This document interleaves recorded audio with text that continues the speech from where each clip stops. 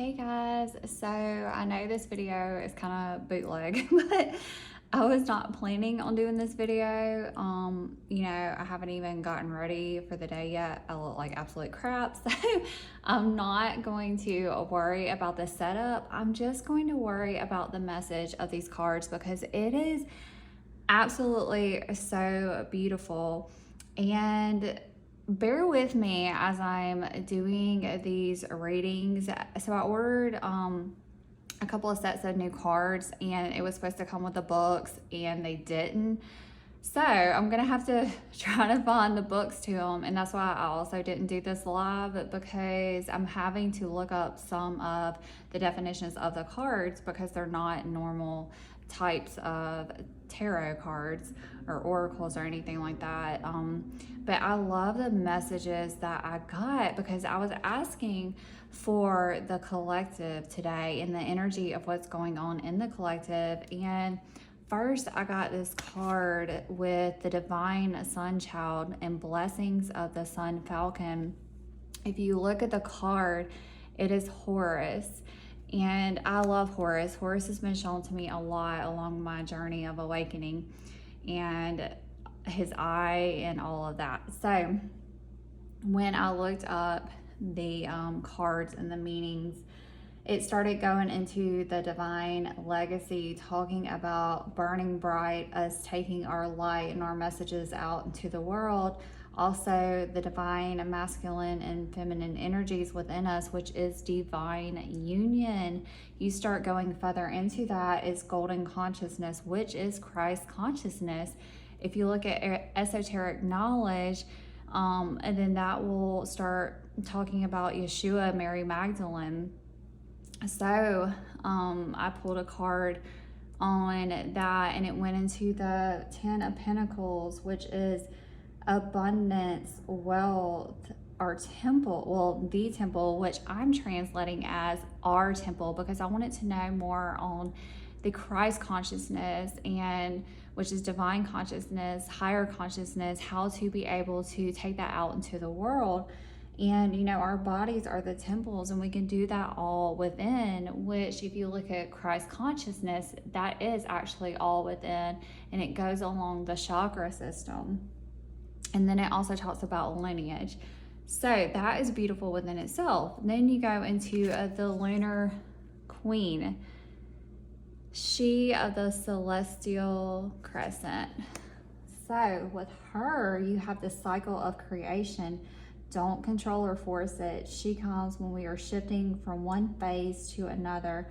Allow the messages of our body to guide us. She is radical and isn't fully accepted a lot of times in Western culture. You will really need to know thyself. So I think that's amazing, that message, because really think about it.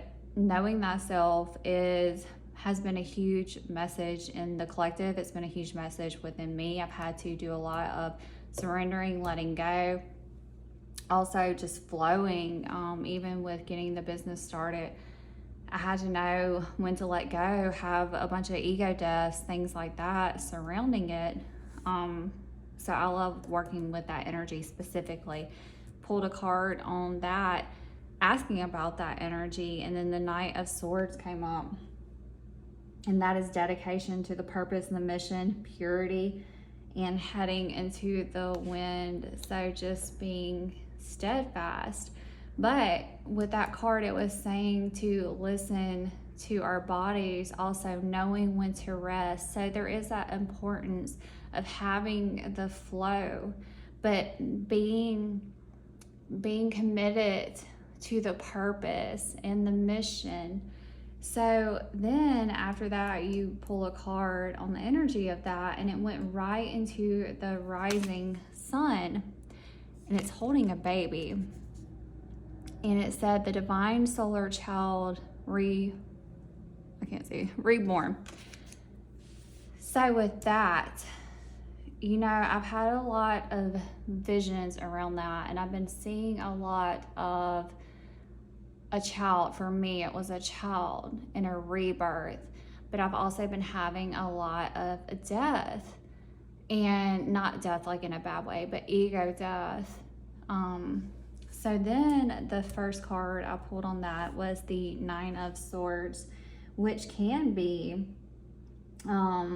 nightmares, being scared, even miscarriage came up, but I believe that is that death, that is the surrendering, that is the letting go of everything that we need to, because that is saying the dark phase and the struggle are over. Surrender to the divine.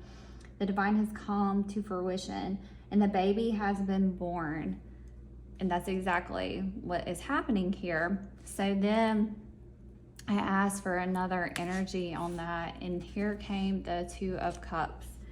The Two of Cups is union.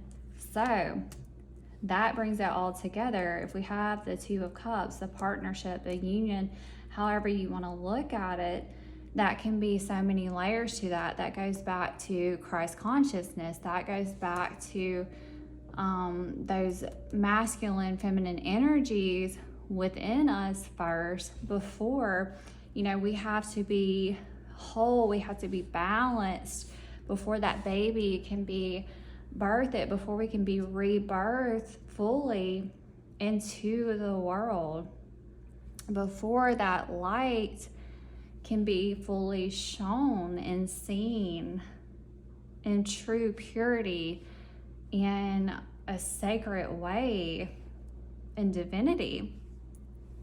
So then to close it up, I wanted to know the last final energy, and the box came.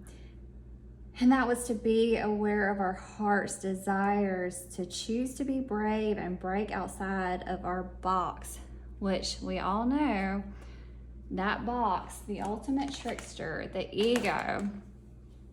So when we just let go of that ego, when we can break free of our mind, of the lower three chakras, of the chaos, of all of that, then we can rise into higher consciousness, into Christ consciousness, into divinity, and surrender, let go, flow with ease, to break outside of that box and get back to that higher consciousness, and to be in our purpose, to be in divinity, to be on that mission, and be steadfast, but do it with ease and with flow.